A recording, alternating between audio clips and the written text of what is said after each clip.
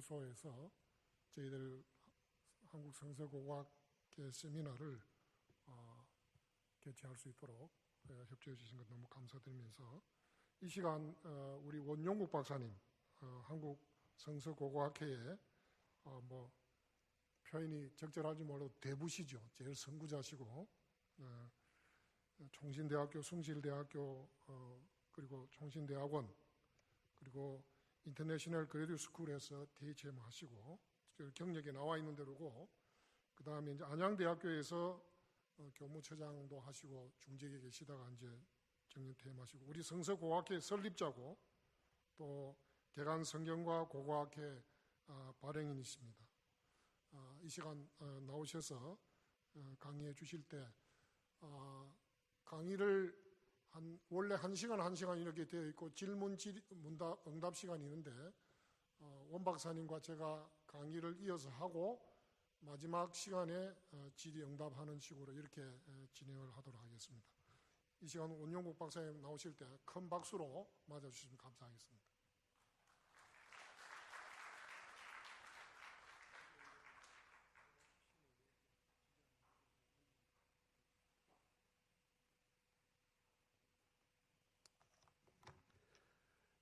우리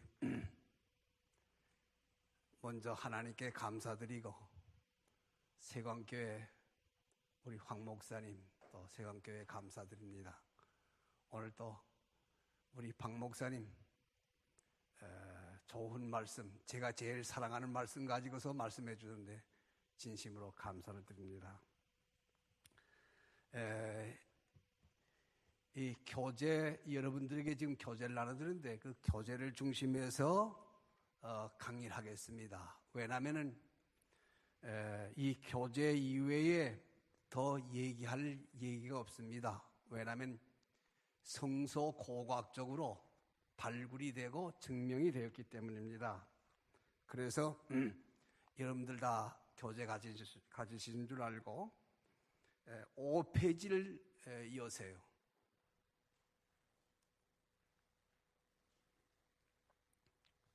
5페이지를 열면은 시나이 반도냐 또는 아라비아 반도냐 그렇게 되는데 그 서론은 그냥 지나가고 여러분들 가진 6페이지 보세요.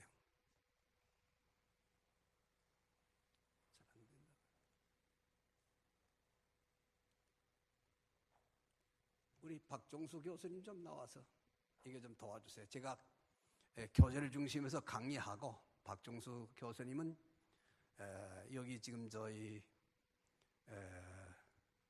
화면이 있으니까 화면을 돌려서 그렇게 하겠습니다. 6페이지 밑에서 셋째 줄입니다. 밑에서 셋째 줄을 맨 끝에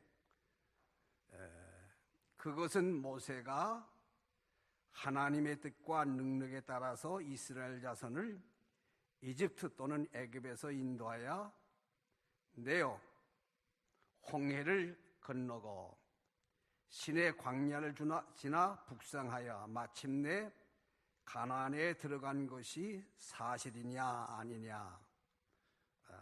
이것뿐만 아니라 여러분 7페이지 첫 줄에 아라비아 반도를 통과하여 북상하여 가나안에 들어간 것이냐에 대한 두 학설 중에 후자를, 그러니까 아라비아 반도를 통과했다, 시내산이 아니고 라오스 산이라 이와 같이 주장하는 것이 어떤 집사님이 자기의 기행저서와 비디오를 가지고 강의하면서 보수주의 성경 이론과 성경 연구에 혼선을 주고 있다. 그것은 시나이 반도설이냐 아라비아 반도설이냐 그것입니다. 그 다음에 여러분 7페이지에서 한 9째 줄, 10째 줄입니까? 학설이란 이거 굉장히 중요합니다. 제가 학자이기 때문에 그 학설에 대한 그 정리를 하려는데 학설이란 학자들이 자기의 주장을 학적으로 주장하는 논설이다. 논리적인 설명이라 그 말입니다. 학자들이란 자기의 전문 분야의 전문성이, 자기가 연구하는 그 분야에 전문성이 있어야 하고, 둘째, 주장하는 학설에 과학적이어야 됩니다. 또 이 성서 고고학적인 것은 고고학적이고 역사적인 증거가 있어야 하고, 셋째입니다. 논리적이고 사실적인 기반이 있어야 한다. 만일 그렇지 못하면 그 학설은 학설이 아니고, 첫째, 허설이다. 헛된 논리다 그 말입니다. 허설이고, 둘째, 기만설이다. 그러니까 속이는 거짓된 학설이 된다 그겁니다. 여러분 요즘 그 세월호 사건도 보시면은 거기에 유병헌 씨라고 하는 소위 기독교 복음 침례 그 교회를 중심해서 일어나는 사건들 다 보시지 않습니까? 제가 신학교 다닐 때는 박태선이가 일어났습니다. 많은 분들이 그 박태선 따라갔는데 여러분 잘 알고 있죠?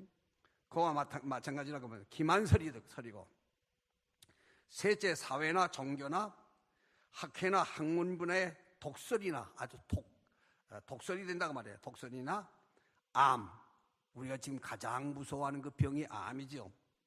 그러니까 이 학적인 문제에도 암이 있다고 말이에요. 또 혼란을 가져오게 된다.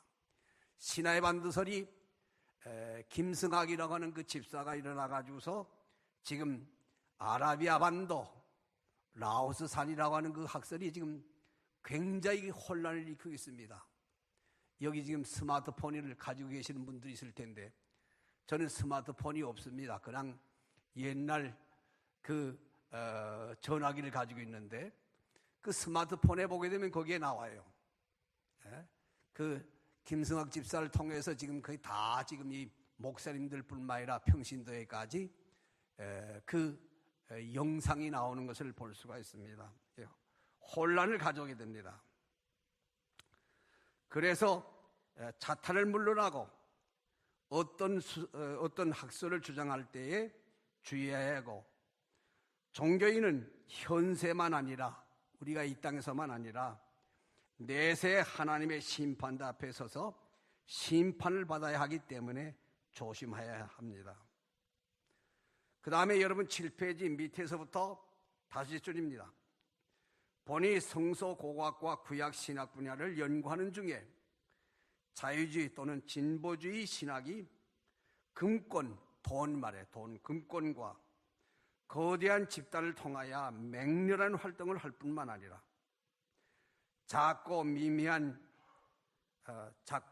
지금 현재 말입니다. 미미한, 옛날이나 지금이나 말입니다. 미미한 인위적이고 불확실한 학설이 그 독소를 확대하여 부식시켜 나가는 것을 볼 수 있었는데, 그 대표적인 것이 찰스 다윈의 학설뿐만 아니라 이단설, 자유주의 학설인 것을 볼 수가 있습니다. 8페이지입니다. 8페이지 넘어가서 여러분 그 지도는 참고하시길 바라고, 밑에서 5줄입니다. 이 설의 시작은 김승학 집사입니다. 이 학설의 시작은 1989년 캐나다 비디오 탐험가 론 와츠의 이스라엘 자손의 호렙산에서부터 그 단장품을 제하니라 출애굽기 33장 6절에 근거한 비디오에서 시작이 됩니다. 그뿐만 아니라 미 특수부대 요원이었던 로버트 클룩 박사와 아폴로 15호에 탑승했던 짐 레리 이와 같은 사람의 주장에 근거해 가지고서 한국에서는 김승학 씨의 인데 그는 사우디아라비아 왕실 주치의로 의심스럽습니다. 16년 동안 주치의로 있었다고 하는데 실제로는 16년 동안 주치의로 있지 않았습니다. 이제 우리 이희로 교수님이 설명해 드릴 겁니다. 16년 동안 있으면서 자기의 부친인 김상태 장로의 하나님의 성산 시내산이 시내 반도에 있은 것이 아니라 미디안 땅에 있다는 그 가설, 거기에 혹심을 가지고 2004년 10월 카나다 밴쿠버 신학교의 교수였던 론 왓츠를 만나면서 제2학설 아라비아 반도서를 연구답사해서 제일 처음에 낸 책이 떨기나무입니다. 아마 여러분 보셨는지 모르겠어요. 우리 지금 이희로 교수님 가지고 와 계시는데 이 떨기나무 여기입니다. 그걸 내고 그 다음에 이제 그 랜달트 몰이라고 하는 사람이 편주한 더 엑소더스 케이스라고 하는 이 책에 영어로 된 책입니다. 거기에 이제 그 원고를 투고함으로 말미암아 시작이 된 것입니다. 9페이지의 그 둘째입니다. 출애굽기 연대입니다. 이 출애굽기 연대는 출애굽기 12장 1절 이하에 보면은 이스라엘 국가연대 제1년 1월 15일. 그 이유는 애굽에서 6월절이 끝나고 무교절이 시작되는 첫날 정월 15일에 15일은 무교절입니다. 14일까지가 6월절이고 15일부터는 무교절인데 무교절이 시작되면서 그들이 애굽에서 하나님의 사람 모세의 인도함을 받아 이제 나오게 되는 것입니다. 여기에 대한 여러 가지 그 고고학적인 증명은 여러분이 가진 책 10페이지 보세요. 이 10페이지에 보게 되면은 이스라엘 성지 순례하면서 에집트에 가보셨는지 모르겠어요. 카이로 옆에 기자가 있는데 그 기자에 스핑크스가 있습니다. 얼굴은 사람의 얼굴이고 머리는 사자의 머리고 또 두 날개가 있고 발은 곰의발이 있고 이 곰의발 있는 그 사이에 비석이 있습니다. 여러분 지금 그 10페이지 지금 여기 비디오가 나옵니다. 비디오 여러분 이 가슴에 보게 되면 지금 여기에 비석이 나오죠? 그 비석을 말합니다. 이 비석을 보게 되면 이 비석에 글이 새겨져 있어요. 글이 새겨져 있는데 그 글을 누가 쓴 것이냐 하면은 튠모세 3세라고. 그러니까 모세의 그 할아버지가 되죠. 모세의 할아버지. 그러니까 애굽의 그 바로 왕 튠모세 1세의 둘째 아들 튠모세 3세가 저 비석을 저기다 적어놨어요. 저 비석을 보게 되면 거기에 무슨 말이 있는가 하면은 그 튠모세 3세가 지금 들에 나가서 사냥을 하고 있습니다. 여러분 그 에집트에 가보게 되면 나무와 풀이 없는 거기에 야생동물이 있는데 그걸 잡기 위해서 지금 나가서 막 뛰어다니다가 지쳐가지고서 나무 밑에, 그러니까 시띠나무죠. 시띠나무는 우리말로는 뭐라고 할까요?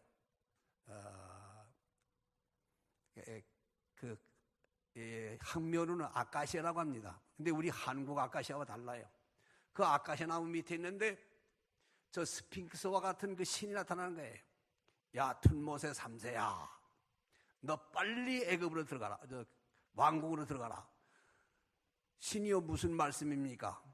제 형 튠모세 2세가 우리 아버지가 나이 많고 병들어서 더 왕으로 실 수 없기 때문에 우리 형을 왕으로 세우기 위해서 지금 준비하고 있습니다. 잔소리 말고 빨리 들어가라.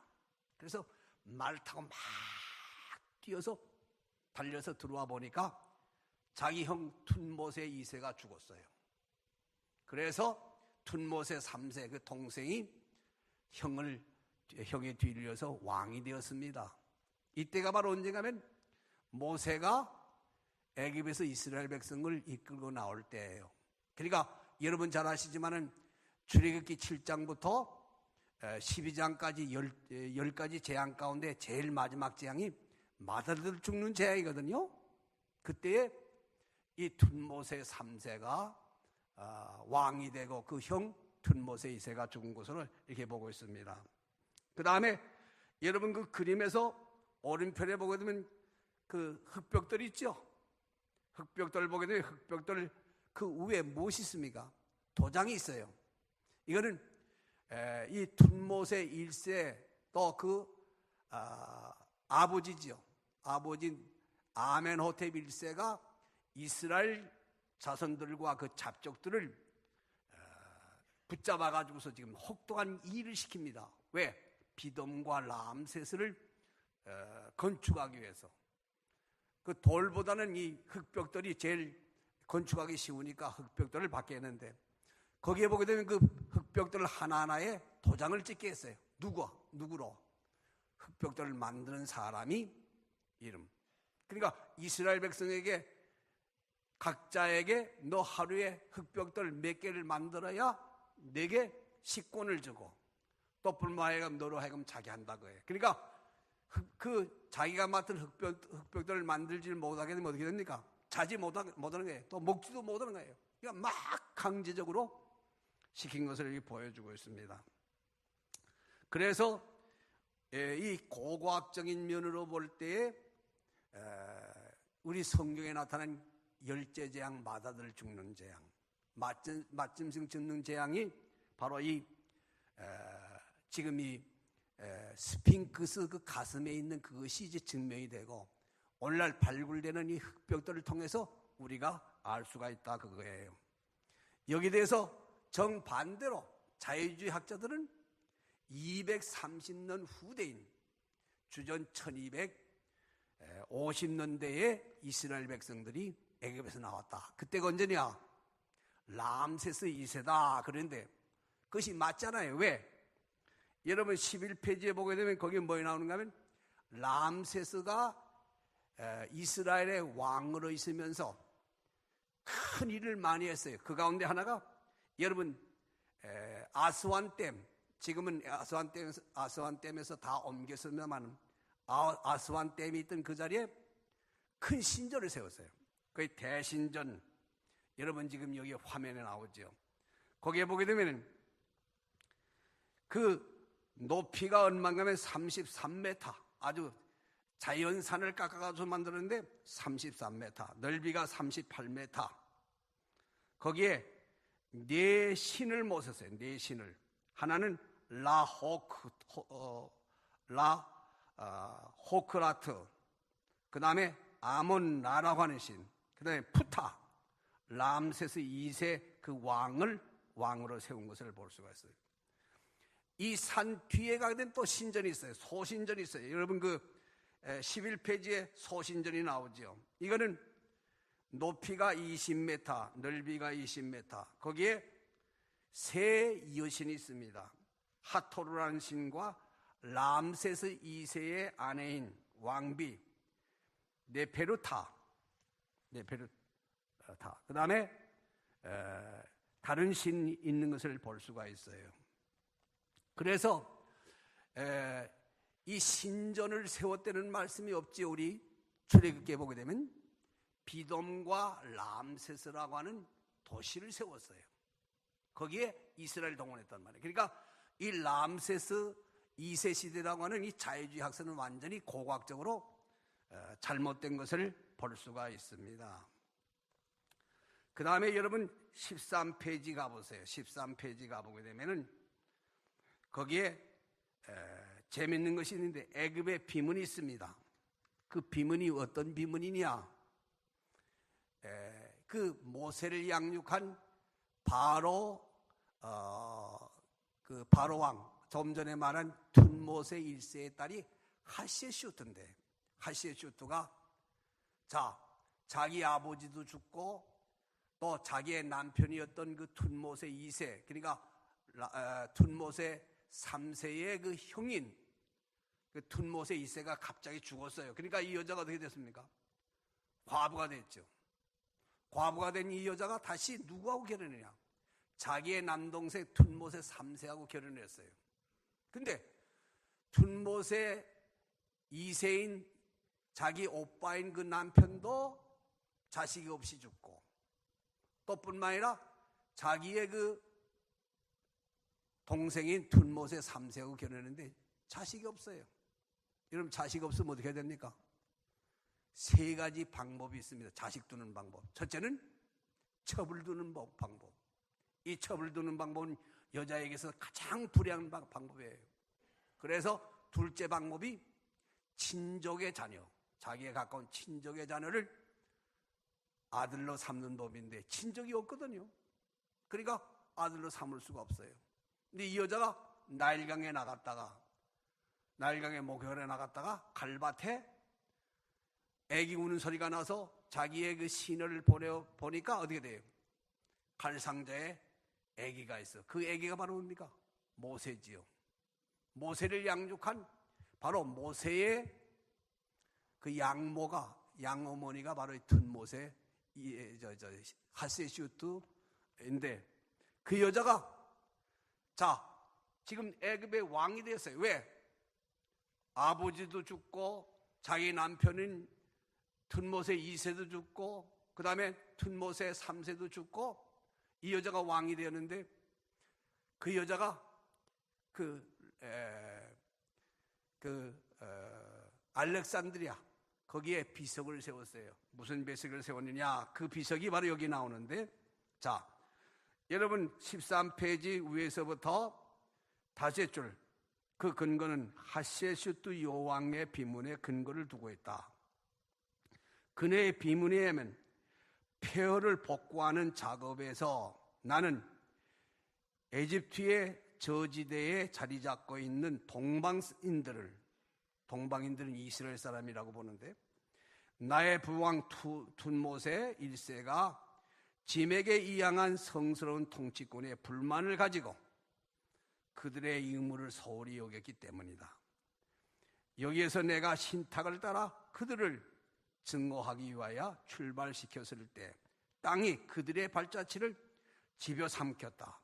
이것은 어느 날 뜻하지 않게 밀어닥친 태고의 바닷물이 때문이다. 그러니까 바닷물이 닥쳐가지고서 큰 난리, 많은 사람들이 죽고 그런 일이 있었다고 말입니다. 마치 일본의 여러분 쓰나미와 아울러 지진으로 큰 그 피해를 입고 아직도 복구되지 못하고 있죠. 그와 같은 것을 말합니다. 그때가 언제냐? 여러분 13페이지 중간에 주전 1450년부터 1440년 경보다 이 30년 앞선 시대라는 것이 이제 학설입니다. 자, 그 다음에 우리가 좀 넘어가서요 14페이지로 갑시다. 나머지는 여러분 읽기를 바랍니다. 그럼 그 애굽에서 나와서 가나안으로 들어가는 길이 몇 가지 길이 있느냐 그거예요. 3가지 길이 있다 그거예요. 여러분 14페이지 첫째, 출애굽 노정. 학자들 간에는 이 출애굽 노정에 대하여 여러 가지 학설이 있다. 그 학설은 살펴보면, 첫째, 모세의 인도를 받은 이스라엘 백성이 홍해를 건넌 것이 아니라 홍해 해안을 돌아서 가나안으로 향하는 것이다.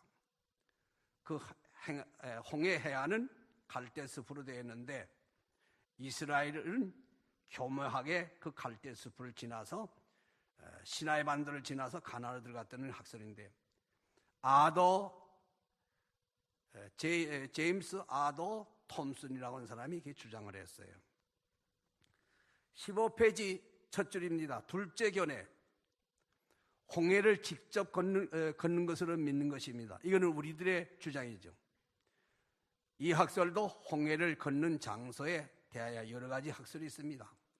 할레이는 수에즈에 가까운 곳이라고 했고, 켈로도 역시 그 돌출 부분, 홍해의 돌출 부분이라고 하고 있는 것을 볼 수가 있어요. 그 이유는 이 홍해 돌출 부분을 지나서 대상의 길, 낙타를 타고 장사꾼들이 지나는 그 길이 그 엘랏을 지나서 여러분 홍해를 보게 되면 이 두 뿔로 되어 있죠. 토끼 귀와 같이 두 뿔로 이렇게 되어 있어요. 여러분 저기 지금 그림 보게 되면 거기 나오죠. 그러니까 이쪽 왼편이 바로 홍해고 오른편이 바로 아카바 바다라고 아카바만이라고 합니다. 그러니까 홍해를 지나서 아카바를 건너가지고서 이 오른편을 지나가지고서 이제 그 에돔과 모압을 지나서 올라가는 길입니다. 그래서 여기에서 말하는 것은 이것은 대상들, 낙타를 타고 장사하는 사람들, 또 전쟁을 할 때 사용하는 전쟁 대로입니다. 그런데 하나님께서는 그것이 아니라 자 홍해 뭡니까 삼각델타, 애굽의 그 삼각델타. 그러니까 이 왼편에 그 맨 위에 보게 되면 거기에 알렉산드리아라고 하는 그 큰 도시가 있는데 거기를 중심해 가지고서 이제 홍해, 이 왼편 홍해를 건너 가지고 따라 가지고서 내려서 그 맨 밑에 이 가슴 맨 밑에는 거기에 뭐 있는 거면 시내 산이 있는데 그 시내 산을 거쳐서 올라갔다는 그 길입니다.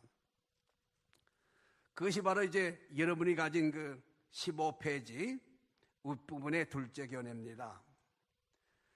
그래서 여러분 그 15페이지 중간에 보게 되면 둘째는 고센 땅 람세스에서 홍해 쪽으로 남아야 홍해를 건너 홍해 남쪽으로 다시 남아야 시내 반도를 지나 아카바만으로 올라가는데 바로 이 시나이 반도를 지나가지고 이 아카바 홍해를 따고 내려와서 맨 그 가슴 거기에 시내산이 있는데 시내산을 거쳐가지고서 이제 올라갔다는 겁니다.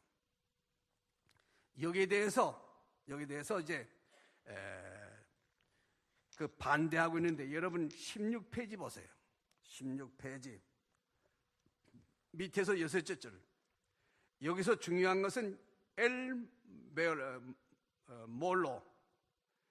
몰로를 위시한 극히 작은 학자 한국의 김승학 씨는 앞에서 말한 홍해를 걷는 것이 아니라 그 반대편, 이 오른편이죠. 오른편 아카바만에서 거기에서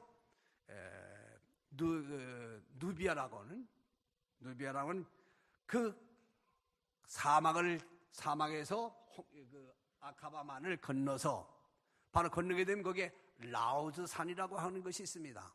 라오스 산 여기에 지금 나오는지 모르겠어요. 지금 이쯤이 됩니다. 이쯤. 거기에서 모세가 하나님의 말씀을 받았고 이스라엘 백성은 바로 그 산 밑에 있다가 그 다음에 그 시내 반도로 에돔과 모압을 지나서 모압 평지에 있다가 또 여호수아의 인도함을 받아서 가나안에 들어갔다는 그런 학설입니다. 근데 여기에 대한 그 여러 가지 그 문제가 있습니다. 자, 여러분 그 16페이지 밑에서 넷째 줄입니다. 모세의 인도함을 받은 이스라엘 자손이 유아 외의 보행자는 장정이 60만 3,550명가량이었는데 중단 잡족과 양과 소와 심이 많은 생축이 그들과 함께 했습니다. 출애굽기 12장 37절부터 38절. 2절에서 출애굽한 자들은 첫째 유아입니다. 그 유아들은 어머니 품에 안겨 낙타, 나귀, 기타 짐승들에 의지하여 여행을 했습니다. 그 다음에 17페이지 둘째 보행하는 장정입니다. 이들은 남녀 노년과 장년과 청소년들일 것입니다. 출애굽기 38장 26절. 이들은 짐을 지고 보따리를 들고 보행했습니다. 셋째, 많은 잡족입니다. 그 잡족은 이방인들로 힉소서거나 기타 잡족입니다. 레위기 24장 10절부터 11절, 민수기 11장 4절입니다. 넷째, 짐승들입니다. 그 짐승들은 양, 소, 심이 많은 생축인데 그것들만 있는 것이 아니라 늙어 노쇠한 짐승들도 있었을 것이고 그것들이 또 새끼 또 갓난 어린 짐승들이 있었습니다. 출애굽기 12장 38절. 그들이 먼 여행입니다. 여러분 지금 그 람세스에서부터 이 아카바만 거까지가 얼마인가면 740km죠?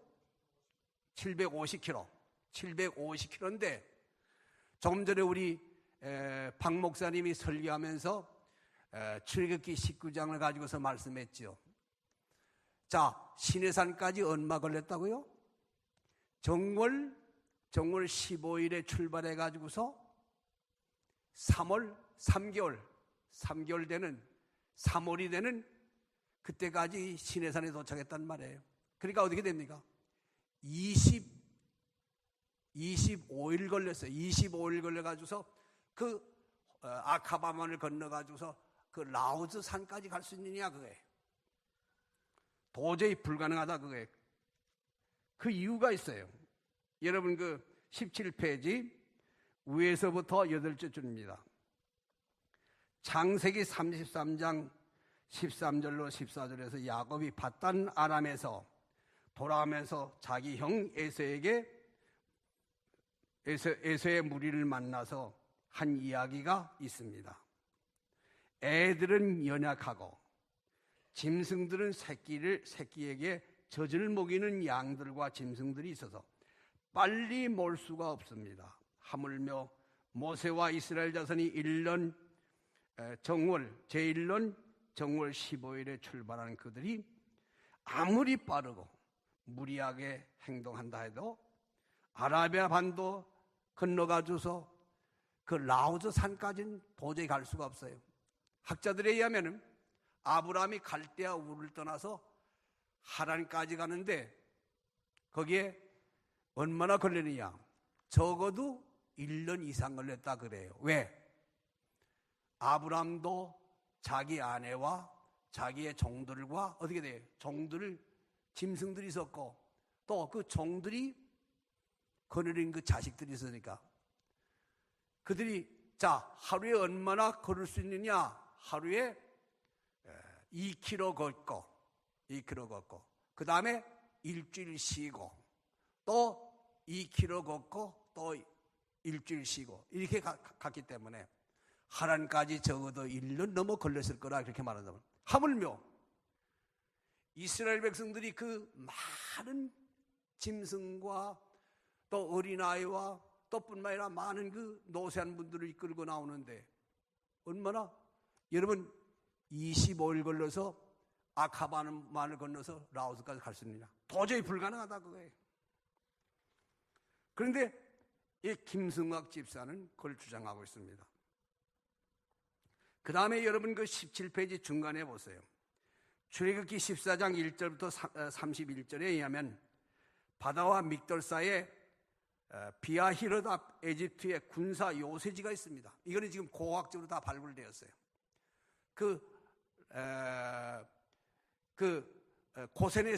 고센에서 지금 그 홍해 지중해를 그 해변을 따라서 올라가는 길이 있는데 이것은 일주일이면 갈 수 있는데 근데 가지 못한 그 이유는 거기에 블레셋이라고 하는 강한 그 전쟁을 잘하는 블레셋 사람이 있기 때문만 아니라 람셋에서 그 블레셋 땅으로 올라가는 거기에 비아히롯이라고 하는 군사 요새지. 여러분 군사 요새지에는 많은 그 부대가 있지 않습니까? 많은 부대가 진치고 있었어요. 그것이 오늘날 고고학에서 발굴이 돼요. 그래서 하나님께서 너희들이 블레셋 사람뿐만 아니라 블레셋 군인들이 진치고 있으니까 그들과 싸워서 어떻게 됩니까? 한 번도 전쟁해 보지 못한 이스라엘 사람들이니까 패하게 되면 어떻게 돼요? 다시 애굽으로 갈 수 있으니까 이 홍해를 따라서 남하게 한 것을 볼 수가 있어요. 그 다음에 재미있는 것은 자 홍해를 건너게 됐는데 그때 어떻게 됩니까? 하나님의 능력으로 홍해를 갈라서 이스라엘 앞에서 지금 건너가고 있죠. 뒤따르던 이스라엘 그 군인들이 쫓아오죠. 여러분 그 17페이지 중간에서 한 넉 줄쯤 내려가서 그 요새지에서 이스라엘이 모세의 인도함을 받고 보고받은 에집트 왕 바로는 자기의 특별병거 600승 애굽의 모든 병거를 거느리고 자기 백성을 데리고 이스라엘 뒤쫓아요. 출애굽기 14장 나옵니다. 자, 그래서 이들이 지금 홍해를 하나님의 능력으로 건넙니다. 몇 줄 내려가서요. 출애굽기 13장 18절에 홍해 광야 길이고 또 홍해 가에 진쳤고, 분명히 홍해 가에 진쳤다고 써요. 아카바만 가해가 아니에요. 홍해 가에서 발행하여 신광야에 진쳤고, 출애굽기 16장 1절, 민수기 33장 11절 12절입니다. 이 절에서 중요한 것은 이스라엘 자손이 그 홍해 가에서 에집트의 바로 군대를 만나게 되었는데 여호와의 불, 구름 기둥이 그들을 인도하고 가로막게 됐던 걸 볼 수가 있어요. 모세의 기도를 들으신 하나님이 밤에 바람으로 홍해를 갈라 이스라엘 자손으로 건너게 했어요. 애굽의 바로와 그 군대가 뒤쫓아오다가 홍해에 다 전사하게 되는데 그 시체가 바로 그 홍해 바다에 떠다니게 됐어요. 말뿐만 아니라 사람의 시체가 떠다니게 된 것을 볼 수가 있어요.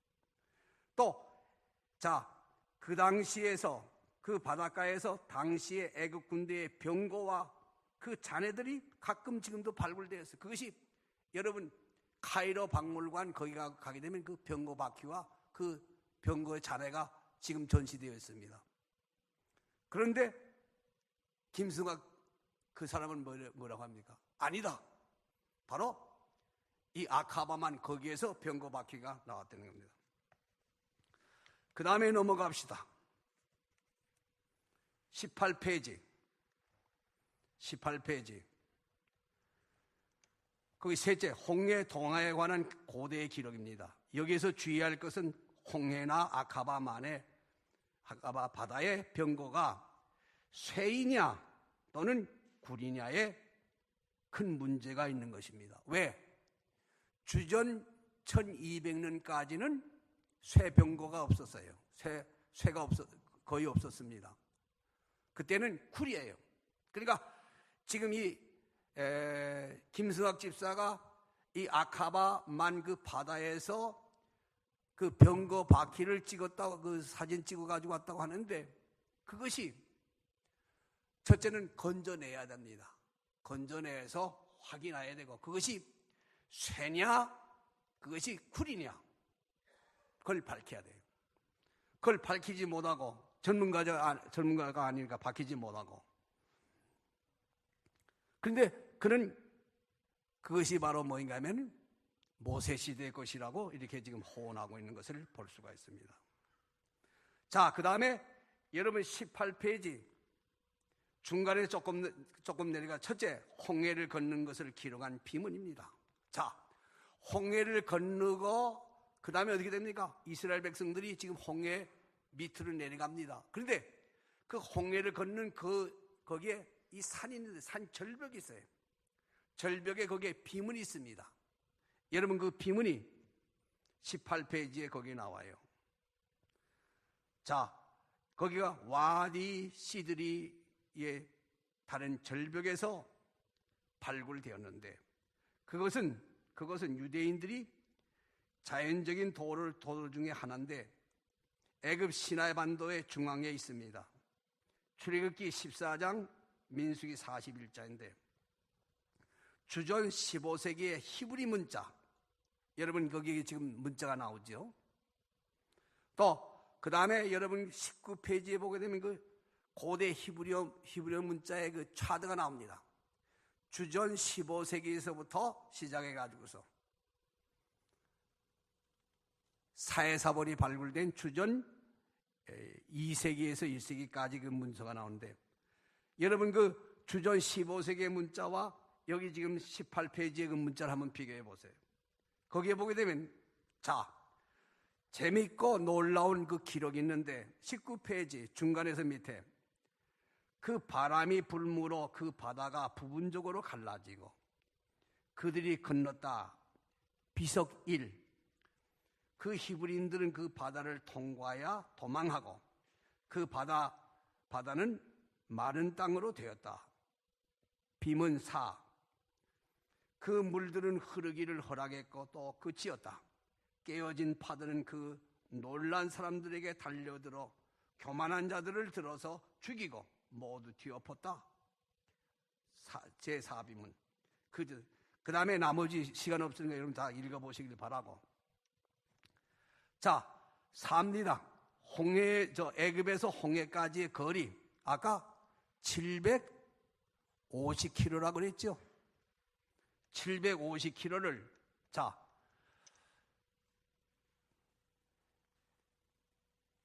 위에서 넷째 줄입니다. 이 만나는 홍해 승리 사건 이후에 시내산 사이 시내 광야에서 광야에 이르니 제1년 25일이라. 그래서 원망하는 이스라엘에게 여호와께서 만나를 주셨다. 만나를 줬어요. 그러나 여러분 거기서 한 8째 줄 내려가서 만일 아라비아 반도선이 맞는다면 어떻게 10일 만에 이스라엘 자손이 그 아카바만을 건너서 그 라오스 산까지 가겠느냐? 도저히 불가능하다 그거예요. 이건 말도 안 되는 거죠. 그래서 여러분 22페이지 위에서 한 10줄쯤 올라가서 아라비아 반도선의 문제점 여러분 읽어보시길 바라고, 그 다음에 25페이지로 넘어갑시다. 병거와 고고학적인 증거. 이스라엘이 도망한 것을 알고 애굽의 바로가 자기의 전차 또 애굽의 장교들이 이끄는 제일 우수한 병거 600승을 포함한 모든 병거를 가지고 뒤쫓아요. 뒤쫓는데 여러분 이 병거는 누가 처음에 사용했느냐? 여러분 거기에 보게 되면 애굽의 총리가 된 요셉이 1870년에 다른 나라에서 이 병거를 수입했어요.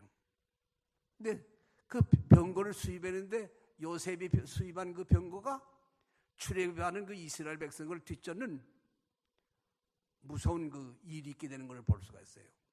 그러니까 전쟁을 준비하게 되면 그 전쟁이 다른 사람에게 적용되는 거 아니라 자기의 후손인 이스라엘 자손을 뒤쫓는 그 무기가 되었던 것을 볼 수가 있어요. 25페이지 밑에서 넷째 줄. 첫째, 시대에 따라 재료가 다르다. 주전 12세기 이전에는 거의 굴이나 놋과 목재로 된 그 병거를 사용했어요. 심지어는 어떤 병거는 금으로 입혔어요. 왕의 병거지요. 그러나 주전 12세기 이후에 거의 다 철, 목재를 병거의 재료로 사용했는데 출애굽 시대의 병거는 굴이나 놋이었음이 분명하다. 자, 여러분 26페이지 보세요. 26페이지 지금 여기 그림 나오는데, 자, 그 병거 바퀴 보게 되면은 그 병거 바퀴에 그 대가 몇 개입니까?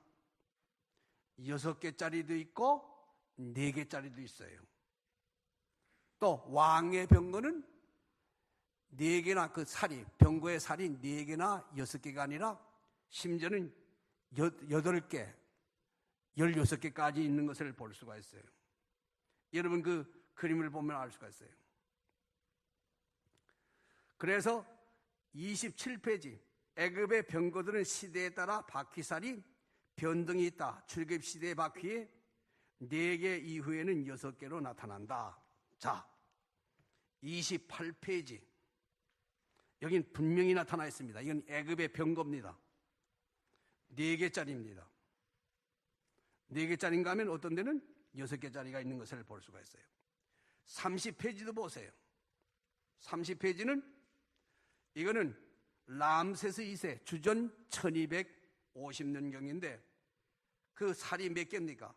6개. 또 그 다음에 31페이지 거기도 6개입니다. 또 4개짜리도 있는 것을 볼 수가 있어요. 그 다음에 34페이지 31페이지입니다. 32페이지 32페이지는 이거 애굽의 신전에 이 조각되어 있는 것인데 여기도 마찬가지로 주전 1285년경이 본 건데 역시 6개짜리도 있고 4개짜리도 있는 걸 볼 수가 있어요. 그 다음에 여러분 33페이지 여기는 아브람 시대의 그 나무로 만든 병거 바퀴인데 거기는 살이 별로 나타나 있지 않는 것을 볼 수가 있어요. 34페이지도 역시 마찬가지로 다 이제 병거 바퀴가 나는데 이거는 다 아수르 시대입니다. 그 다음에 여러분 그 36페이지 가나안과 이스라엘의 그 병거입니다. 역시 병거 바퀴의 살이 6개로 되어 있는 것을 볼 수가 있어요. 이와 같이 이 병거 바퀴가 굴이냐 노시냐 또 쇠냐 아니면 나무로 되어 있느냐. 그 다음에 또 한 가지는 이것이 그 살이 몇 개냐 그것이 언제 것이냐 정확히 고고학적으로 과학적으로 그걸 감정하고 주장해야 되는데 물속에 잠수에 들어가서 아카바만에서 그 사진 찍은 거 그걸 가지고서 과장을 해가지고서 모세 시대의 애굽의 병거라고요. 재미있는 것은 여러분 열왕기 8장, 9장, 10장, 11장 거기 보게 되면 솔로몬이 그 히람 왕과 더불어 어디 있어요? 아카바만 그 꼭대기에 에시안 개별에다가 구리 재련소를 만들고 구리 제품을 만들어 가지고 어떻게 됐습니까? 그것이 저 퍼시아만을 거쳐 가지고서 바즈라 지금은 이라크의 그 항구 도시죠. 거기서 그 구리가 발굴돼요. 그런데 히람과 솔로몬이 그 모든 구리 제품을 만들어 가지고 배에 싣고 가다가 어떻게 됐어요? 풍랑을 만나서 파손돼 가지고 다 그것이 아카바만 그 바다에 수장되었어요. 거기에 그냥 구리 제품 가운데 구리 제품만 있었겠어요? 거기 병거는 없었겠어요? 병거도 만드는 그거에 빠져 있는지도 어떻게 합니까? 그래서 막연하게 그렇게 주장하는 그것은 믿을 수가 없는 것을 볼 수가 있어요. 그래서 여러분 36페이지 5번째 시나이 반도와 시내산입니다. 시나이 반도에 대해서는 그만하고 그 다음에 37페이지 시내 광야 시내산입니다. 이 시내 광야는 여러분 38페이지 거기에 유명한 수도원이 있는데 시내산 수도원입니다. 성가다린 수도원인데 거기서 39페이지 거기에 유명한 시내산 사본 성경 사본이 나왔습니다. 그뿐만 아니라 여러분 그 41페이지 가보세요. 여기에 유명한 그 그림이 하나 나오는데 모세 미라 보조 상태 완벽했습니다. 그것을 여기에 지금 그림으로 조그맣게 집어넣는데 제가 그 원본을 복사해서 이 코팅해 가지고 왔습니다. 모세 미라 보존 상태 완벽. 이것이 어딘가 하면 시내산입니다. 지금 우리가 말하는 그 시내산 여기에 분명히 나오는데 2250m. 그러니까 그 시내산이 2820m, 24m가 되는데 그 꼭대기에서 좀 내려온 거기에 동굴이 있었는데 그 동굴에서 미라가 발굴돼서 여기 지금 미라가 나오죠. 이 미라인데 키가 177.5cm, 무게가 79kg. 그 시신을 조사해 보니까, 미라를 조사해 보니까 이 머리하고 이 등허리가 까졌어요. 까진 것이 나타났어요.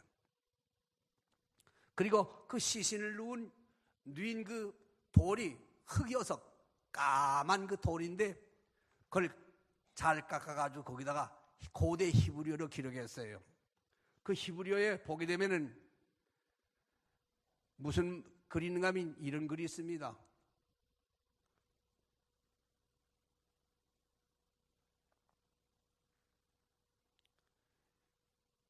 이는 하나님의 사람 모세, 하나님의 사람 모세, 이스라엘을 애굽에서 인도해낸 하나님의 사람, 그의 시신을 이 위에다 누에 가지고서 여기다 묻노라, 그렇게 되었어요. 여러분, 이거 제가 이거 만든 거 아닙니다. 여기 1994년 4월 29일 금요일 날 제 2820호 스포츠 서울에 이거 이제 발표가 되었어요. 이거 지금 흑백으로 되어 있지만은 원 칼라로 되어 있는 겁니다. 이 정도 됐으면은 이것이 영국의 고고학자들이 발굴해 가지고서 지금 보존하고 있는 겁니다. 근데 우리 한국 기독교에 지금 기독신문들이 많은데 일반 신문에 이걸 발표했는데, 스포츠 서울에 발표했는데 우리 한국 기독교 신문에는 한 번도 발표 안 됐어요. 제가 볼 때는 지금 세월호가 지금 침몰됐죠? 우리 한국 기독교도 지금 그만큼 침몰되어 있는 거예요. 정확하고 바른 고고학적인 증거는 제시하지 못하고 헛된, 단언하지만 헛된 이야기와 논설만을 주장하는 것을 볼 수가 있습니다. 그래서 여러분 기독교 TV 가운데 이 김승학 씨의 헛된 논설을 얼마나 많이 주장합니까? 또 뿐만 아니라 기독교 신문 가운데도 그래요.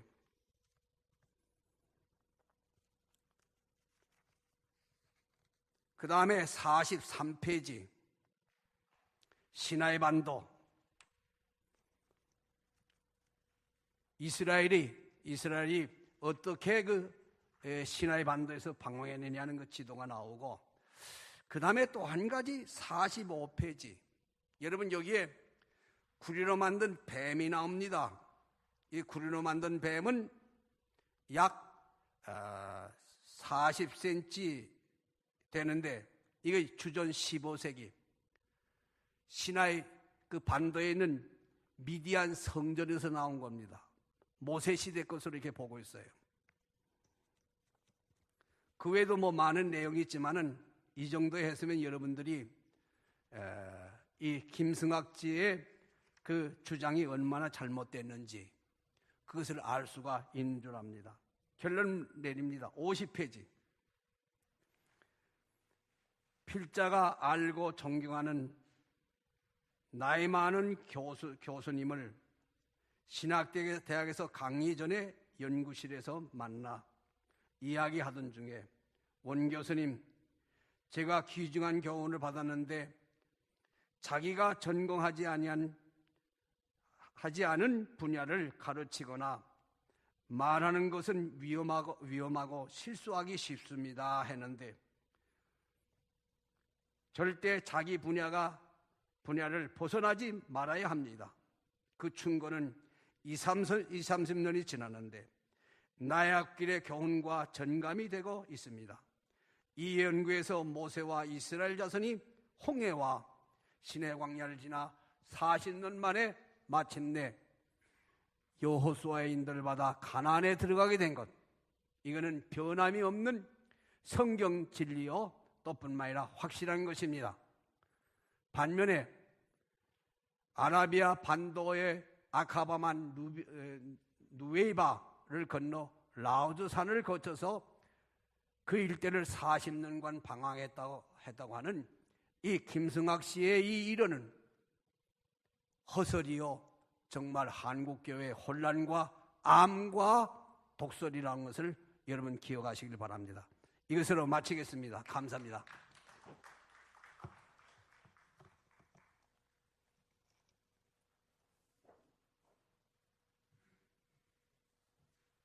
아주 가까이 지내는 저 친구 동력자가 이 떨기나무라는 이 책을 읽어보고 나서 나보고 읽어봤냐고 물어보더라고요. 그래서 아직 안 읽어봤다 해서 빌려서 하룻밤 그러니까 이틀 동안 읽어보고는 제가 이 문제가 심각하다는 걸 알게 됐습니다.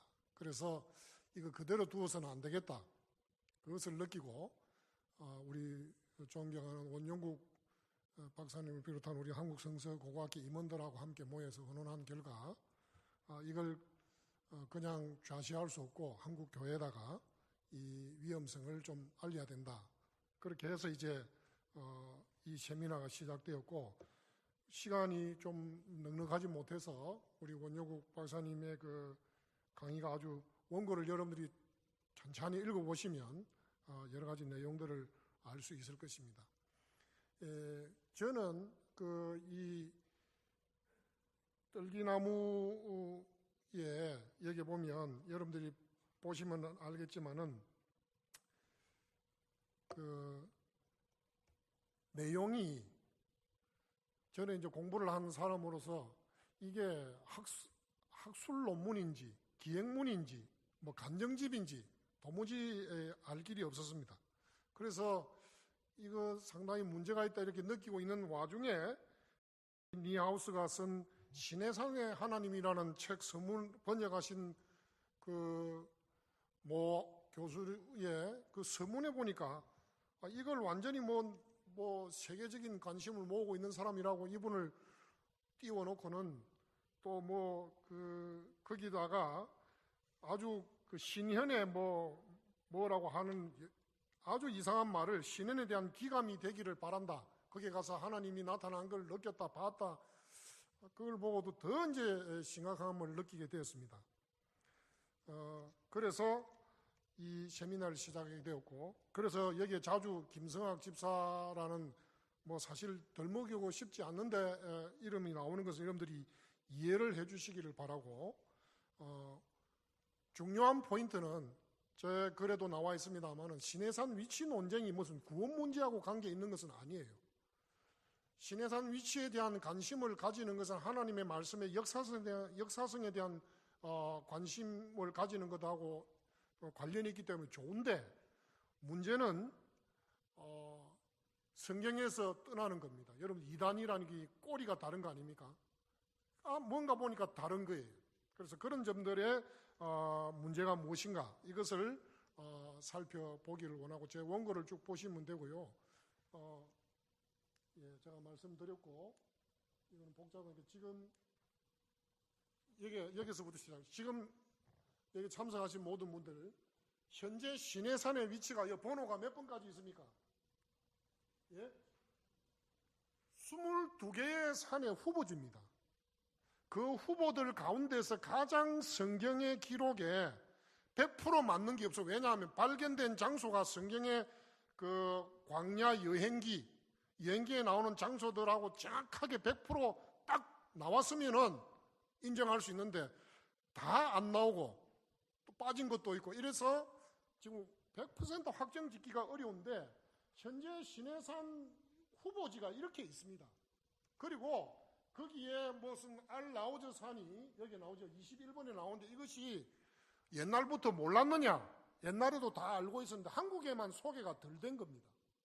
그런데 이걸 무슨 최근에 발생된 것, 나중에 여러분 보시면 알겠지만 저 알라우즈 산 이론을 주장한 사람이 조세푸스가 있고, 1세기 역사가 조세푸스도 있고 필로도 약간 언급을 했고, 그 다음에 그 후대의 교부 시대의 오리겐도 좀 이야기도 나오고 하면서 나오지만 옛날부터 다 있던 이론들이에요. 이 모든 후보지들을 다 살펴보고 가장 그래도 성경 기록에 근접한 장소가 어디냐 해서 지적하는 것이 지금 현재로 제벨 무사가 가장 많은 개연성이 가장 높다는 거예요. 그리고 최근에 와서 이 산에 대해서 관심이 높아지는 이유는 제가 이제 강의에 나오겠습니다만은 우리가 좀 살펴볼 것이지만은 그러나 아직도 이건 후보지인데 문제는 뭐냐면 이게 진짜고 전부 다 가짜다. 누가 이야기하고 있습니까? 제가 이름을 안 들려도 좋겠죠.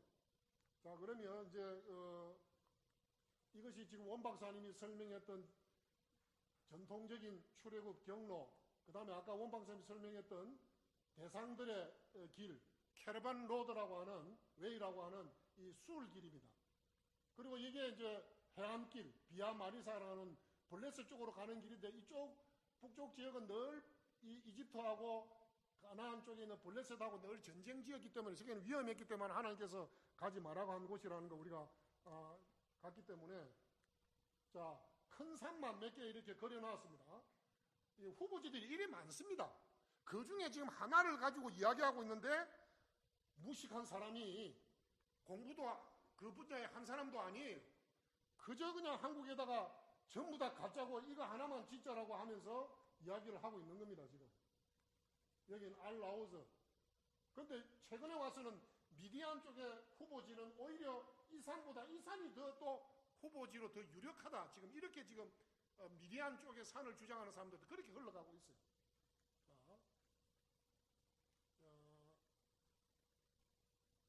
지금 뭐 이 사람이 김성학이라는 사람이고요.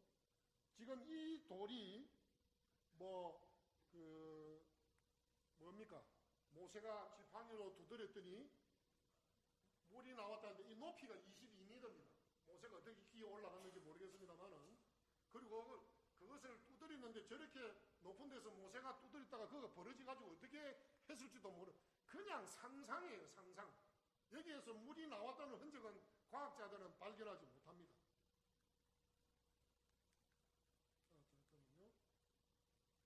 그 다음에요, 출애굽해서 지금 지명들을 따라서 이렇게 가는데 옛날 출애굽 당시에 홍해가 이렇게 여러분 홍해라는 게 아까 우리 원 박사님 설명했죠?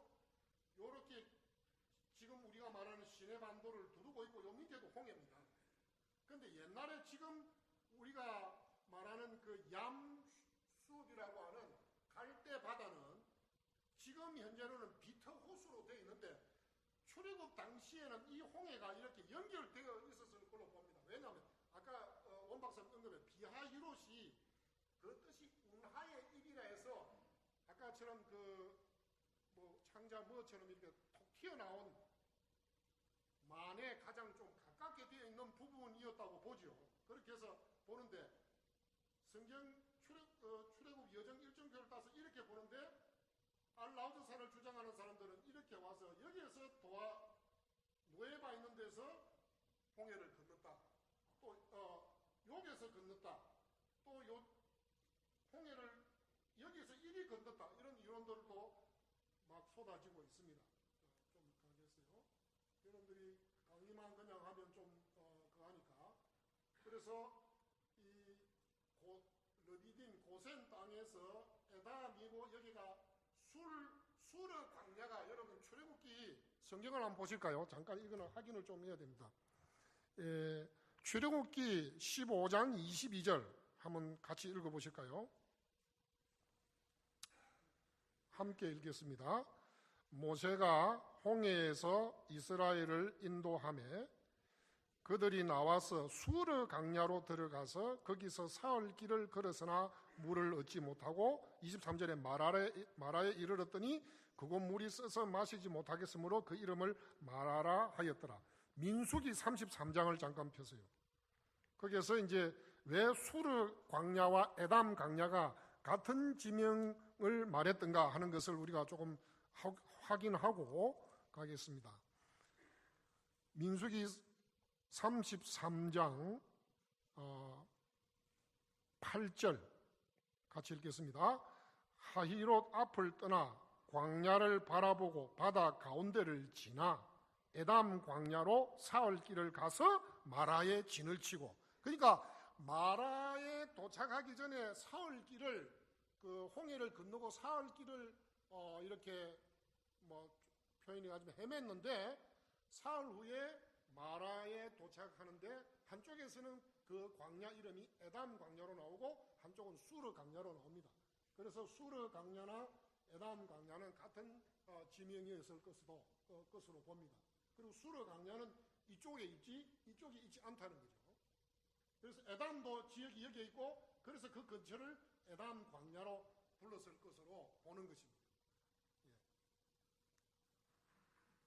예. 자, 그러면 지금 전통적인 그 시내산을 반대하는 사람들이 지금 여러분들 중에 혹시 그 시내산을 가신 분들이 거기에 가보면 그 근처 바로 거기에 300만 명 정도 200만 명에서 300만 명 모일 장소가 없다는데 여러분 출애굽기를 자세히 보시면 모세가 산 정상에 올라가 있을 때 이스라엘 백성들하고는 떨어져 있었습니다. 이스라엘 백성들이 밑에서 금송아지를 만들고 떠들고 할 때 모세에게는 아무 소리가 안 들렸어요.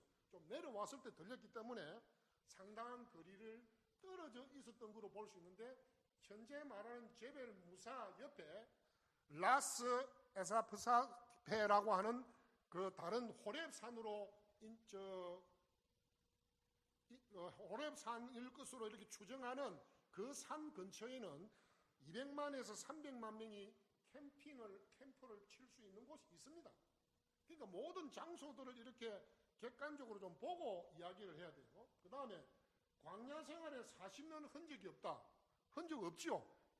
알라오제 산에도 없습니다. 그런데 왜 없느냐? 학자들이 연구해 보니까 이스라엘 백성들이 우리처럼 집을 짓고 뭐 몇십 년 정착한 게 아니고 늘 뭘 치고 있었습니까? 텐트를 치고 있었어요. 그리고 구름 기둥, 불 기둥에 따라서 움직였기 때문에 거기에 주거의 흔적이 별로 없습니다. 그리고 모래밭이기 때문에 또 없고요. 또 성경에서 이런 흔적이 없을 이유를 말했는데 광야 40년 동안에 어떻게 했다고요?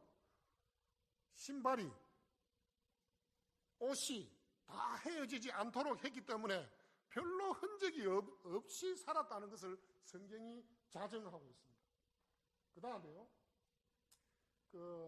네 번째로 기존의 출애굽 경로인 고센에서 시내산까지의 여정에는 결코 홍해가 없다는 말이 아까 그 사람들이 지금 현재의 비트 호수라고 하는 그 호수를 보고 홍해라고 할 수 없다. 그런데 분명히 성경은 얌숲이라 해서 홍해 바다, 갈대 바다를 이야기하고 있습니다. 그래서 그 부분도 억지라는 거죠. 그 다음에 또 한 가지가 재밌는 이제 이 사람들의 논리가 우리가 자세히 읽어보면 자충수에 빠지는데 이 시내 반도가 애굽의 영토였다는 거예요. 상당히 가능성은 있습니다. 왜? 여러분들이 이스라엘도 가보면 그 하솔 또 뿐만 아니고 아마겟돈의 그 헬라어 이름이 됐던 머깃도 또는 베샨 이런 곳곳에 가면 애굽 신전, 애굽의 유적들이 다 있습니다. 이미 그 가나안 정복 이전에 애굽이 그쪽 지역을 정복하고 전쟁을 하고 했던 것들이 성경에도 있고 또 성경에 기록되지 않은 역사에도 나옵니다. 그런데 여러분 우리나라에 주한 무슨 군이 있습니까? 미군이 있습니다. 독일에도 있고 영국에도 다 있습니다. 그러면 옛날 그런 지금 현재 시절이 지나서 한 몇백 년 후에 역사를 어떤 서는 사람이 야 대한민국이 없었다. 미국이다. 그게 미국 군대의 흔적이 있었다. 이렇게 주장할 수 있습니까? 아니에요. 그 당시에 강대국인 애굽이 필요에 의해서 가끔씩 정복하고 돌아가서 그 성경에 나오는 제일 처음 전쟁이 여러분 뭐냐면 아브라함이 조카 롯이 그러니까 하나님의 백성들이 수행한 첫 번째 전쟁이고 그 앞에 이제 5 왕과 4 왕의 전쟁이 나오잖아요. 근데 아브라함이 엘람 왕 그 군대들을 그 4 왕의 군대를 쫓아가서 승리하고 돌아옵니다. 그 전리품은 그 자기 도와준 사람들한테 주고 자기는 전리품도 취하지 않잖아요. 조카하고 재산들만 받고. 그때도 보면은 그 땅을 정복하지 않고 제가 자세히 보면 그 사람들의 왕조, 그 체인지 레지움, 정권을 바꾸어버리고 그 땅은 그대로 두고 돌아왔지. 아브라함이 내가 전쟁에서 이겼으니까 그거 다 내 땅이다 이렇게 하지 않았습니다. 그런 것도 볼 수 있고 또 이집트가 그 당시에 시내 반도 안에 광산이 몇 군데 있었어요. 나중에 지도에 나오면 한 세 군데 에일랏 위에 여러분들이 가보셨던 에일랏이라는 위에 혹시 성지순례 가신 분이 있을 겁니다. 그 팀나라는 구리 광산 유적에 지금 요즘 그 성막 그 모형을 만들어 놓고 또 배도 탈 수 있는 그런 게 있었기 때문에 혹시 가신 분인데 팀나 광산은 상당히 저쪽 위에 있었고 중간 제벨 무사를 못 가서 시내반도 한 가운데쯤에 두 군데에 광산이 있었는데 그 광산 때문에 시내반도가 애굽 땅이라고 알라우저 산을 주장하는 사람들이나 전통적인 출애굽 경로나 시내산을 부정하는 사람들이 주장합니다. 그런데 최근에 발견된 고고학 보면 애굽이 아까 원 박사님 잠깐 언급했습니다만은 그 광산의 작업을 채광을 하는 동안에 애굽 군대가 왔다가 채광을 안 하는 동안에는 철수를 하고 이렇게 했다는 거죠. 그렇기 때문에 그런데 모세가 40년 동안 애굽의 왕자로 있었는데 출애굽을 하면서 이 사람들을 논리대로하면 출애굽을 하면서 이것도 다 이집트 땅이니까 여기에서 여기까지 나오는 거 여기가 출애굽했다고 주장하는 것은 어불성설이다는 거죠. 애굽의 왕자로 지냈으면 애굽의 지리에 아주 정통한 사람인데 그 주장을 어떻게 할 수 있냐 이렇게 말하는데 여러분 얼마나 기가 찹니까? 그러면 대한민국에도 주한 미군이 있으니까 미국 땅이고 미국 영토고 그렇게 할 수 없는 거잖아요. 현대 우리가 오늘에 와서도 얼마든지 생각할 수 있는 부분이에요. 그 다음에 이 사람들이 뭐 시내산에 있어야 될 것에 대해서 이야기하고 있는 것들인데 보시고 잠깐만요. 근데 지금 이제 문제가 참 재밌는 것은 여러분 지금 알라우저 산 이론을 주장하는 사람들을 보면 대부분이 이 사람들이 뭐냐 하면 처음 시작한 사람 아까 보는 론 와트라든지 이런 사람들이 누구냐 하면 트레저 헌터예요. 아까 전에 말했죠. 시내산에서 이스라엘 백성들이 가지고 있던 그 금장식품을 제하니라 금을 그때 제해서 땅에 묻었던 보물을 찾기 위해서 관심을 가지고 이제 성경을 들여다보고 하던 사람들이 주장하던 그래요. 그러니까 이 사람들을 강운곡이라는 사람은 아주 온건하게 아마추어 탐험가들이라 이렇게 표현했는데 보물 사냥꾼들이에요. 이 사람들은 한껏만 터뜨리면 돼요. 사람들의 관심을 모으고 자기가 만든 비디오를 팔아먹고 책을 팔고 그야말로 그 상업성을 가지고 하고 있는데 전부 다 문제는 뭐냐면 고고학이나 탐험에 있어서는 비전문가들입니다. 전문가들이 아니에요. 학자도 아니고 그 분야에 전문적으로 연구한 사람들도 아니고 이런 사람들이 한국에도 마찬가지고 그 부류가 같다는 게 아주 재밌는 이야기입니다. 나중에 이 바이나그 그가 이끌었다 이 말이죠.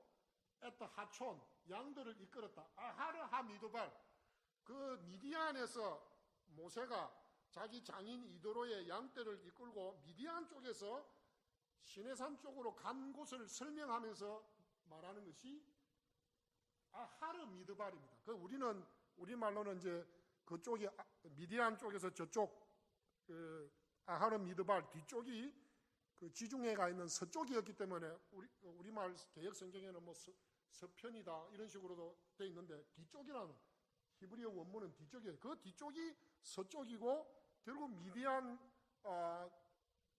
지방하고는 다른 곳 시내산 시내반도 쪽으로 되어 있다 하는 것을 알 수가 있습니다.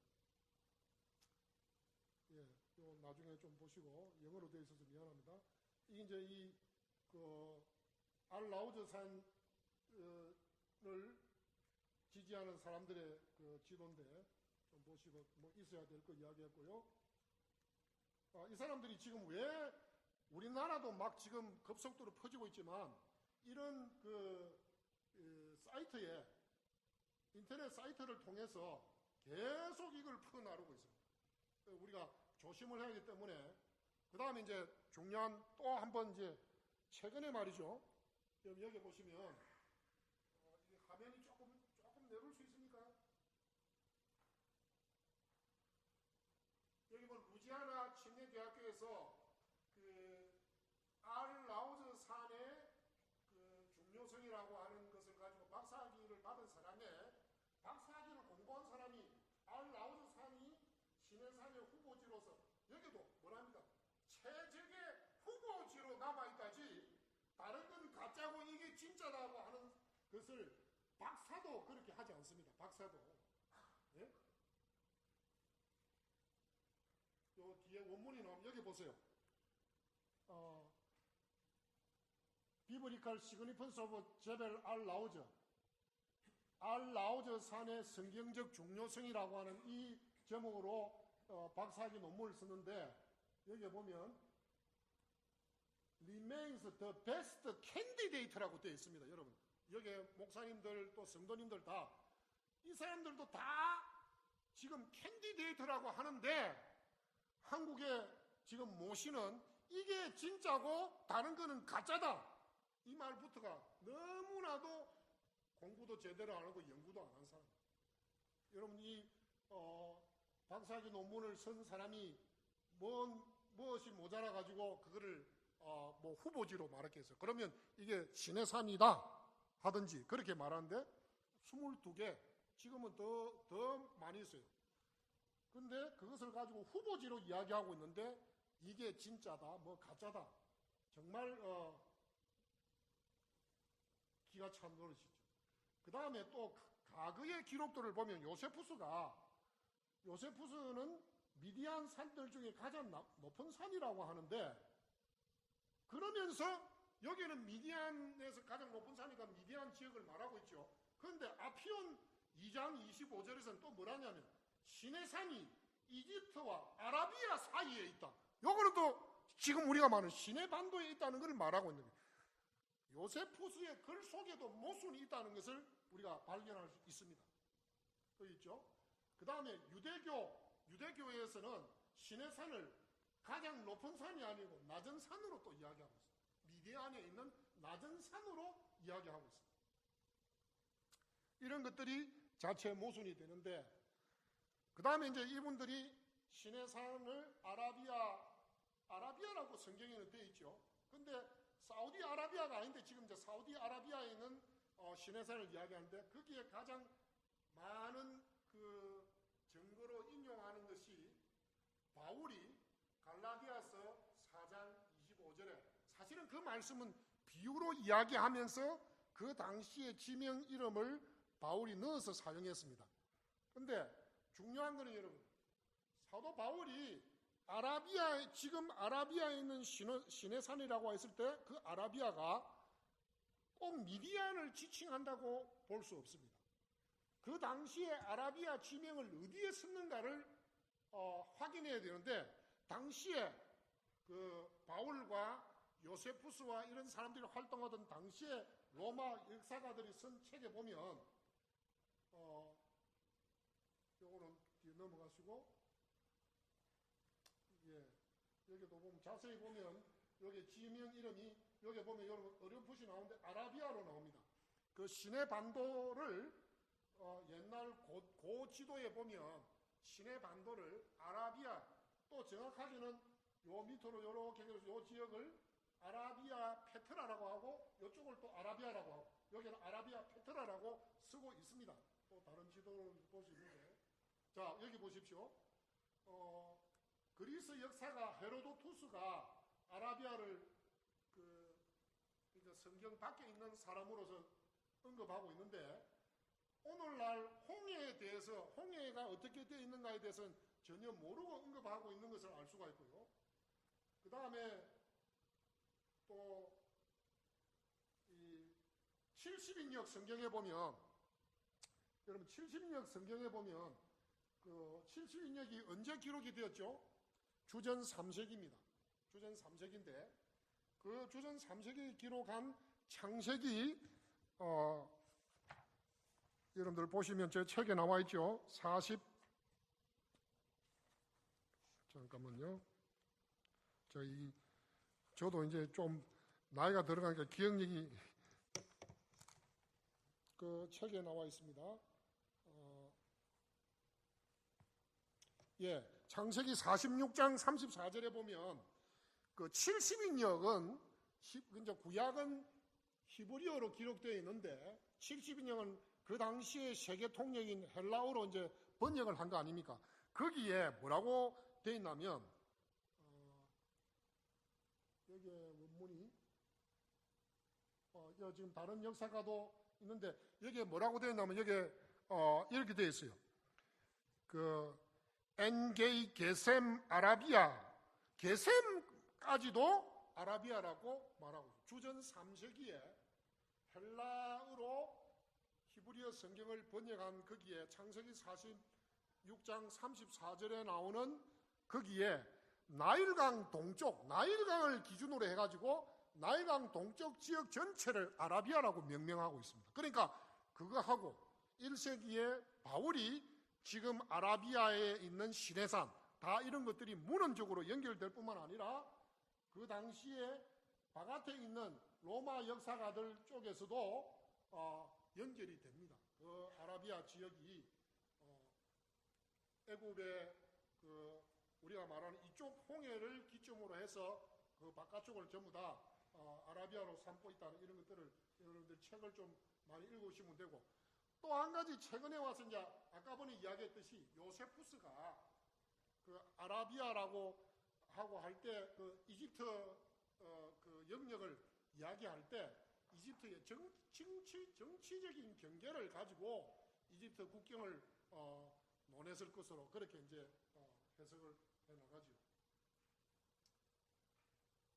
근데 바울의 아까 설명을 드렸고요. 여기 보세요. 여기도 보면 지금 여기 아라비아 페트라라고 나옵니다. 여기 시내 반도를. 그러니까 오랜 고대 지도에 보면 이쪽도 아라비아라고 했지만 이 지역도 아라비아라고 불렀다는 거죠.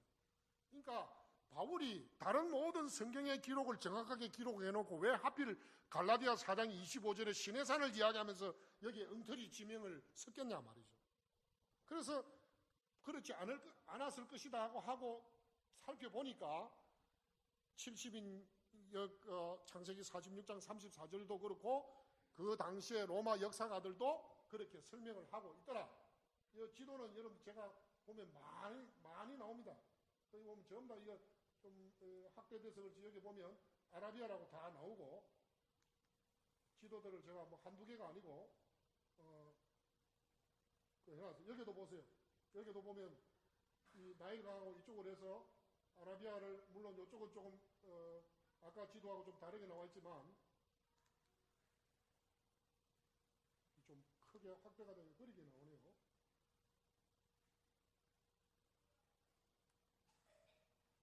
여기도 홍해가 있고 이 노란 지역 전부 다를 아라비아로 보고 있습니다.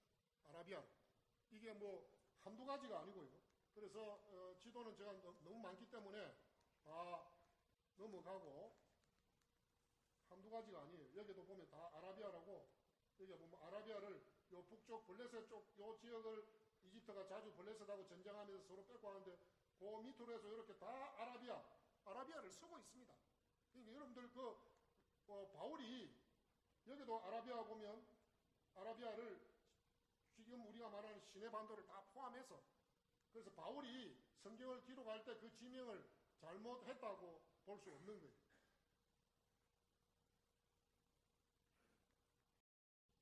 지도가 너무 많아서 제가 다 보시라고 지금 이렇게 해놨고요. 네. 자, 그래서 아까 전에 설명드렸듯이 히브리서 3장 1절에 그 미디안에서 저쪽 시내반도 쪽으로 시내산이 위치했다. 그 다음에 중요한 게 민수기와 출애굽기에 모세가 장인을 만나고 모세가 장인 보고 우리하고 같이 갑시다 이렇게 했습니다. 시내산 밑에서. 그랬더니 그 장인이 아닐세 사위 보고 아니었어요.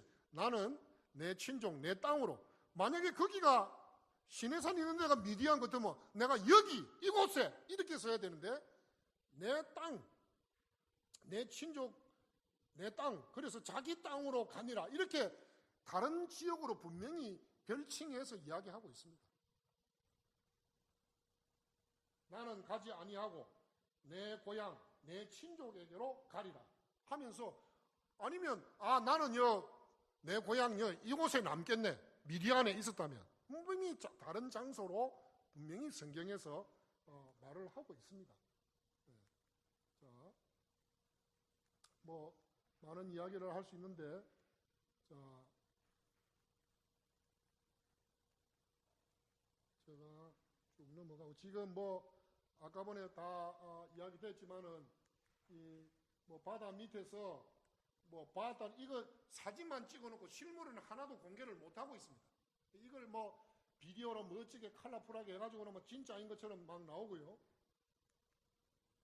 그 다음에 뭐 뼈도 나왔다는데 여러분 아마 과학을 하신 분들은 알 거예요. 뼈가 소금 바다에서는 몇 개월을 못 견딥니다. 그런데 그 뼈를 출애굽 당시에 말하고 사람들이 많이 죽었기 때문에 그 뼈가 바다 밑에서 나왔다. 새빨간 거짓말입니다.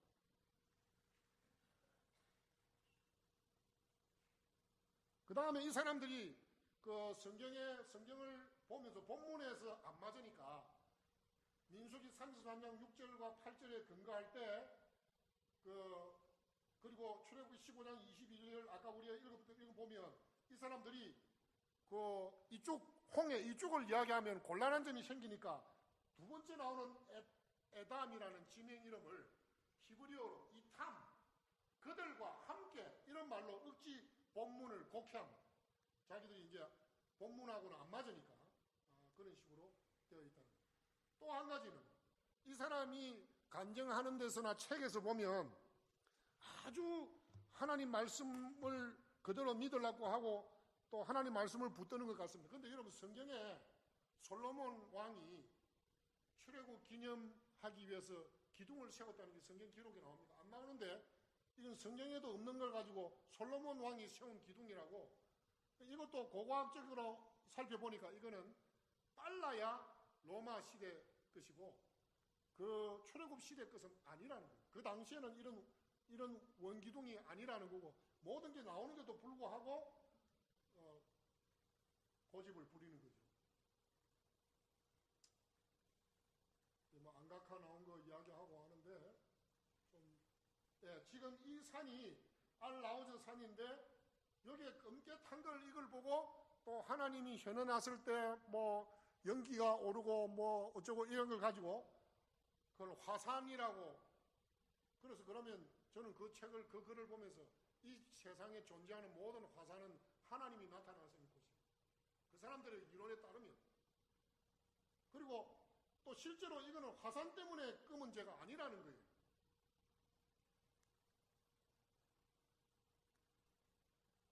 여기에 지금 이 사람들이 주장하는 것들을 이야기하고 있는데 좀 저 글을 보시면 되고요. 이 떨기나무에서 비전문가가 말하는 뭐 이도로의 집터다. 여러분 이도로도 유목민이었기 때문에 집에서 안 살았습니다. 텐트를 치고 돌아다녔기 때문에 집터가 나와도 여러 개가 나와야 되고요. 지금 자기들이 말하는 집터는 고고학적으로 보면 나바테안족들이 바울이 잡혔다가 이렇게 성에서 강주리를 타고 나올 때 그때 있었던 왕들 그 이전에 그 왕들이 나바테안족들의 그걸 하는데 나바테안족들이 살던 무덤을 가지고 이도로의 집터다 이렇게 이야기하고 있는데 이것도 고고학적으로도 맞지도 않고요.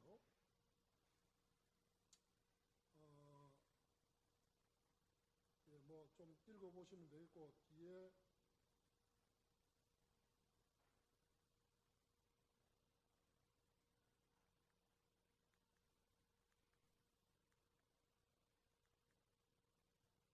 화란에 최근에 저희들이 이제 고고학교에서 신해산 세미나를 하니까 우리 고려신학대학원의 변종길 박사가 화란 학자들의 책에서도 화란 학자들도 전통적인 제벨 무사산을 지지한다, 선호한다. 성경을 가장 본문적으로 연구하고 이래 하는 쪽에서도 그걸 이렇게 도와주는 의미에서 보고 저희들에게 이렇게 보내왔었습니다.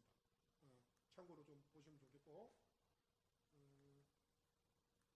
요거는 이제 성경의 출애굽 일정표를 따라서 이렇게 좀 그려본 건데 참고하시고, 요건 이제 알라우드 사람들이 여기에서 나와서 이쪽에서 건넜다는 거죠. 근데 아까 우리 박영호 목사님도 말씀했고 했는데, 여기서 출애굽에서 뭐 람세스에서 숙고돼가지고 요 발행하는 사이에 일정도 안 맞고 그 중간에 그 둘렀던 정거장 중간중간에 썼던 곳하고는 전혀 맞지를 않고 모든 것이 안 맞았습니다.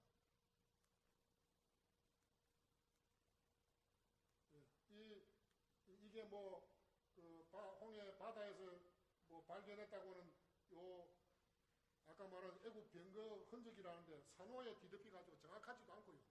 사진만 찍어가지고 발견했다고 떠들고 있습니다.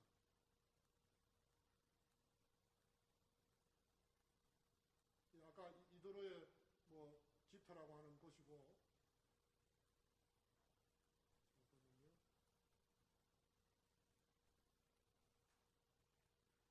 그 다음에 이제 제가 다시 한번 여러 성도님들께서 한국 교회가 지금 그 신해산 위치 논쟁을 이야기하면서 그 비전문가, 학자도 아니고 비전문가, 그리고 오랜 연구가도 아니고 관심이 있어가지고 12분 거기에 사우디아라비아의 군사 기지를 건설하는 곳에 방문해가지고 이렇게 이야기하고 있는데, 이런 부분에서 아까 전에 이야기됐듯이 뭐 우리 세월호 사건도 그렇지만 이런 우리가 영적으로 파선하는 그런 우를 범하지 않았으면 좋겠고, 제가 이게 다 됐습니까? 제가 저 파일을 다시 일을 했는데 뭐가 조금 빠졌는데, 헬레나하고 제가 김성학 집사하고 둘이를 비교를 했어요. 그 왕후 헬레나는 콘스탄틴 황제의 어머니입니다. 그리고 개종해서 로마 제국의 모든 그 권력과 학식 전문가들의 학자들의 견해와 역사와 고정과 직접 현장을 방문해서 모든 그 전성을 다 취합하고 해서 설정해 놓은 것이 이 제벨 무사, 지금은 신해산 위치입니다. 그런데 요거 하나만 했으면 반대를 하는 사람들이 그 사람 그 뭐 개종해서 은혜 받고는 막 눈이 좀 뒤집어져 가지고 다니면서 섣불리 판단했을 수도 있다 이렇게 하는데, 이 콘스탄틴 황제의 어머니 헬레나가 이 신해산, 그 다음에 예수님 탄생교회, 그 다음에 지금 말하는 예수님 그 무덤 성묘교회, 우리는 더 부활교회라는 것을 더 선호하겠죠. 그 다음에 감난산 그 정상에 있는 주기도문 교회, 그리고 나사렛에 있는 수태고지교회, 이 모든 장소들을 모후 헬레나가 다 방문해서 다 해서 고정을 해가지고 세웠습니다. 기념교회를. 그 다른 교회들은 다 그 역사적으로 맞아요. 그리고 이 제벨 무사 신해산도 현재 학자들이 연구한 바로는 후보지긴 하지만 가장, 왜냐하면 성경에 나오는 기록을 전부 다 찾아보지 못했기 때문에, 근데 가장 유력한, 제가 볼 때도 가장 그 개연성이 높은 신해산 후보지입니다. 그런데 이것을 비전문가가 그것도 미국에서 보물 사냥꾼을 하면서 아마추어 탐험, 뭐 좋게 이야기해서 아마추어 탐험가들이 말하는 이론이나 비디오나 책을 보고 저건 가짜고 이건 진짜다 이렇게 말하는 것에 대해서 많은 한국 교회가 그분을 강사로 초청해가지고 간정집회인지 뭐 새로운 학설을 소개하는 건지 모르는 상황에서 지금 제벨 알 라우즈 산 이론이 우리 한국 교회 안에서뿐만 아니고 세계에 흩어져 있는 한인 교회 곳곳에 지금 퍼져나가고 있기 때문에 우리 한국 성서공학에서는 만약에 이 사실을 알면서도 우리 성도들이 한국 교회 성도들에게 바로 알리지 않으면 하나님 앞에 야단을 받을 것이 아닌가 하는 사명감에서 지금 전국을 돌면서 이 신해산 위치 문제 세미나를 하고 있습니다. 오늘 참석한 모든 분들께 다시 한번 감사를 드리고, 먼저 질문 있으면 원 박사님도 좀 나오시죠. 질문 있으시면 사실은 질문이 더 중요합니다. 그 강의 내용은 또 보시면 되고, 질문이 있으시면 좀 질문을 해주시면 좋겠습니다. 예, 뭐 무슨 질문이든 괜찮습니다. 예.